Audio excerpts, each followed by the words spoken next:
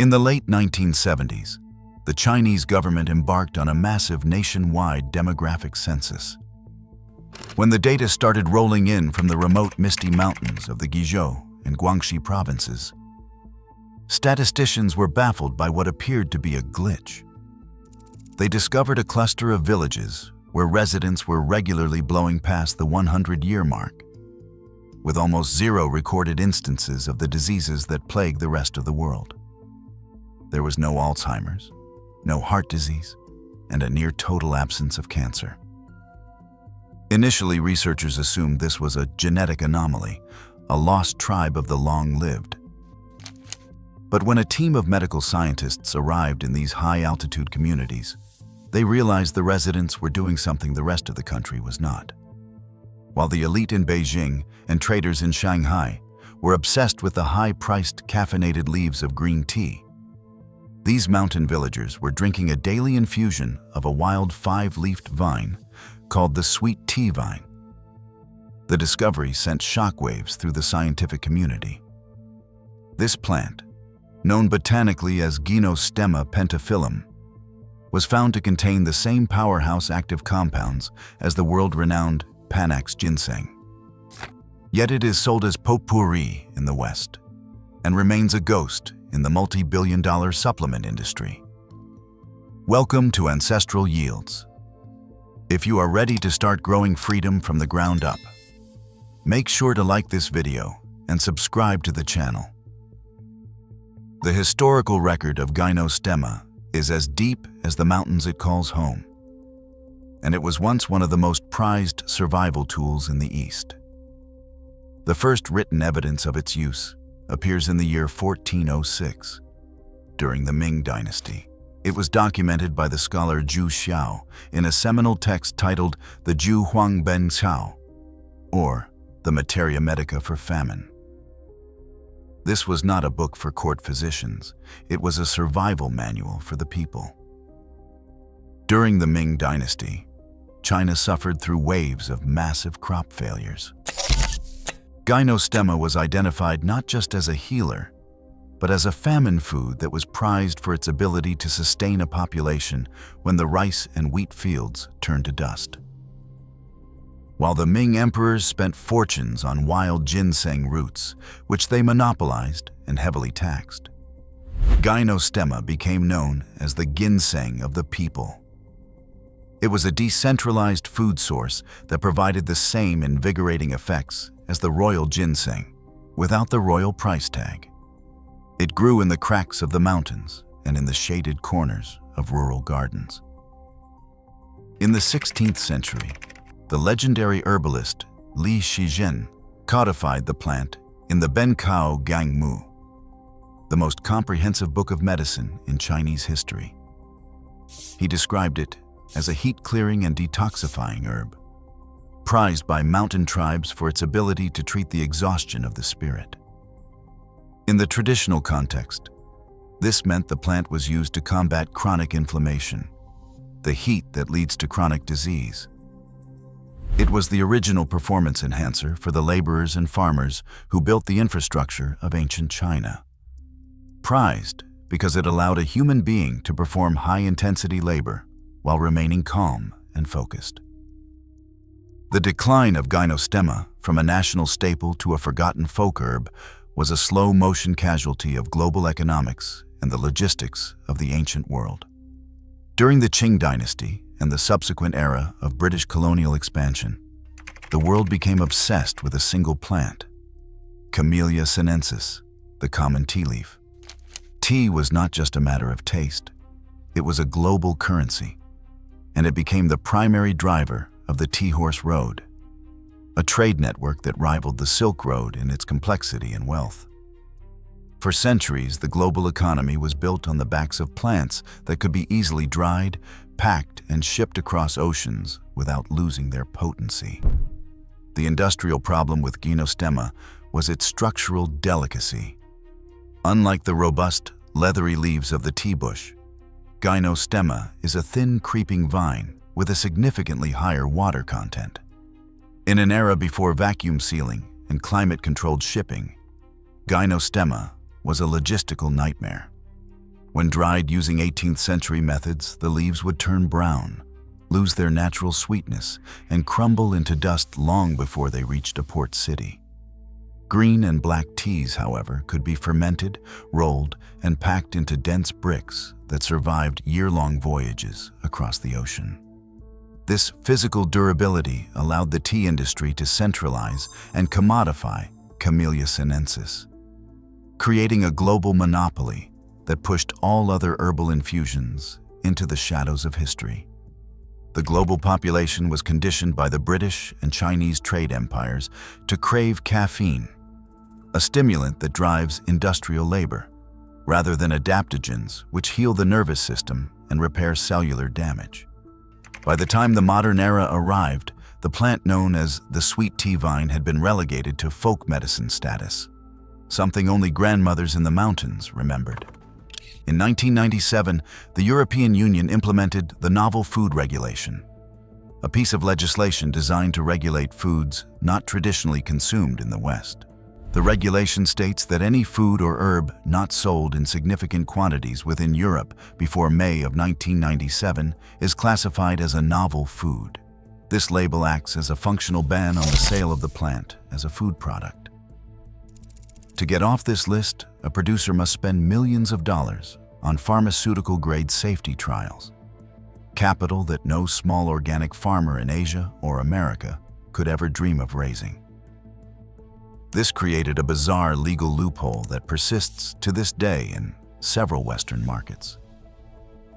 Because Gynostemma is a powerful adaptogen that rivals the pharmaceutical industry's most profitable metabolic drugs, it remains caught in a regulatory crossfire. In many European jurisdictions, it is still illegal to sell Gynostemma as a food or a supplement intended for human consumption. Merchants are forced to label the world's most powerful longevity herb as decorative tea or potpourri, often with explicit warnings stating not for human consumption to satisfy the regulators. The plant that sustained centenarians for centuries is treated as a dangerous newcomer, while chemical stimulants and high fructose additives are grandfathered into the system with little scrutiny. However, the modern scientific community is finally catching up to the wisdom of antiquity. Gynostemma is a biochemical anomaly. The primary active compounds in the plant are called saponins, specifically gypenosides. Panax ginseng, the most expensive root in the world, contains about 28 distinct saponins. Gynostemma contains a staggering 82 distinct saponins. This plant is quite literally 4 times as chemically diverse as the world's most famous adaptogen. The real breakthrough occurred in 2014 with a study published in the journal Obesity. Researchers discovered that Gynostemma is a potent activator of a protein called AMPK, or AMP activated protein kinase. In biology, AMPK is known as the master switch of metabolism. When AMPK is activated, it signals the body to stop storing fat and start burning it for energy. It triggers the repair of damaged cells and improves insulin sensitivity. In the 2014 study, participants who took 450 milligrams of Gynostemma extract for 12 weeks showed a significant reduction in abdominal fat and body weight, without any other changes to their lifestyle. It effectively mimics the metabolic effects of high-intensity exercise at a cellular level. Beyond metabolism, Gynostemma is one of the few plants proven to stimulate the body's internal production of superoxide dismutase, SOD. While billions of dollars are spent on antioxidant supplements like vitamin C, the body's own SOD is thousands of times more effective at neutralizing free radicals. Clinical trials have shown that consistent use of Gynostemma can increase internal SOD levels by up to 20%, effectively arming cells against the oxidative stress that causes aging. It provides a concentrated dose of adaptogens that can reduce total cholesterol and triglycerides by 10 to 15% in as little as 30 days.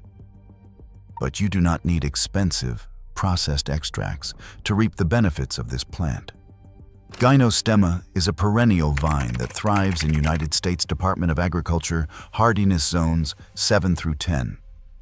Though it can be grown in colder zones as an indoor potted plant or as a seasonal annual that is brought inside before the first fall frost.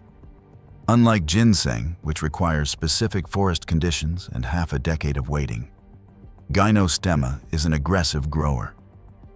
In a single season, a well-established vine can put on 3 to 5 feet of growth.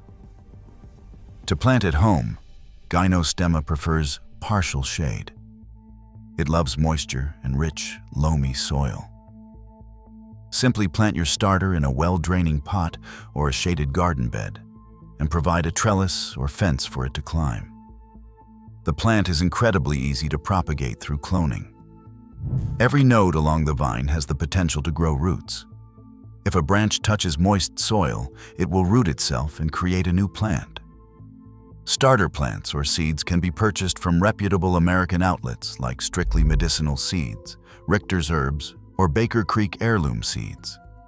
These sources ensure the acquisition of true Gynostemma pentaphyllum and not a nursery lookalike. Awareness of poisonous lookalikes is essential. In North America, Gynostemma can be confused with Virginia creeper, Parthenocissus quinquifolia. Both are 5-leafed vines that climb. But here is the critical difference. Gynostemma leaves have tiny serrated teeth along the edges and a subtle, hairy texture. Virginia creeper has much larger, smoother leaves, a woodier stem, and produces berries that are toxic to humans. Never forage in areas that may have been sprayed with herbicides or pesticides near roadsides or industrial zones. And if unsure, do not forage at all. A word of caution. While Gynostemma is generally considered safe, it is a powerful biological regulator.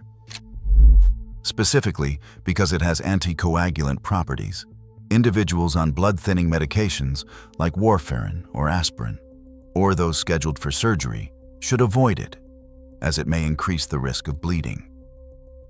Similarly, because it activates the master switch and lowers blood sugar, those on insulin or other diabetic medications must monitor their levels closely to avoid hypoglycemia. People with autoimmune diseases, such as lupus or multiple sclerosis, should be cautious because the herb's ability to stimulate the immune system could potentially exacerbate symptoms.